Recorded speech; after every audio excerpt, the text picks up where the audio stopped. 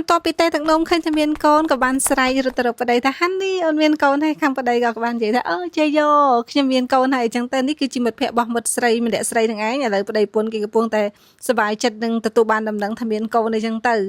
នារីម្នាក់នេះគឺជាមិត្តភក្តិរបស់នារីដែលមានផ្ទៃពោះនឹងឯងបងប្អូនទាំងអស់គ្នាគេធ្វើមក concrete អីចឹងតែក្នុងចិត្តគេក្តៅក្រហាយររៀលចំណែនឈ្នានេះគេឃើញគេមានសុភមង្គលមានក្តីសុខពងតែរលបាច់ពីអ្នកប្តីប្រពន្ធនេះខ្លួនឯងគ្មានកូនគ្មានចៅនឹងគេចំណែនគេឃើញគេមានសុភមង្គលរលបាច់ឯងបងប្អូនទាំងអស់គ្នានេះគឺចាប់ផ្ដើមរនឹកឃើញហើយគេចាក់ទឹកស្នាមដើម្បីឲ្យរលូតកូនណាចានាងនេះដើមបដោបាច់ភីងបងប្អូនអើយចាឥឡូវគឺដួលស្លាប់បាត់តែម្ដងពោះធំផងអីផងល្បិចបានសម្រេចហើយចាគឺស្រីចិត្តមាប្តីលឺតែអញ្ចឹងស្រែករត់ទៅជួយប្រពន្ធណាបងប្អូនហើយក៏ដឹកយកមកពេទ្យអីចឹងទៅនេះប្តីគឺថារត់អូយរត់ប្តីគឺអង្គុយបារម្ភប្រពន្ធពីខាងក្រៅក៏ឲ្យខាងឆែកមើលទៅលើកាមេរ៉ាសុវត្ថិភាពក៏បានឃើញថា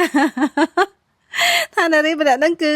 ជាមនុស្សដែលធ្វើបាបប្រពន្ធខ្លួនឯងក៏ឲ្យតបលិសទៅចាប់តែម្ដងទៅហើយនេះវិញគ្រូពេទ្យក៏concrete ចាលោកមានកូនភ្លោះអីចឹងណាកើតកូនហើយកូនគេនឹងពីរស្អាតដូចគ្នាបងប្អូនចាអញ្ចឹងរឿងហ្នឹងក៏មានតែប៉ុណ្្នឹងឯងអរគុណច្រើន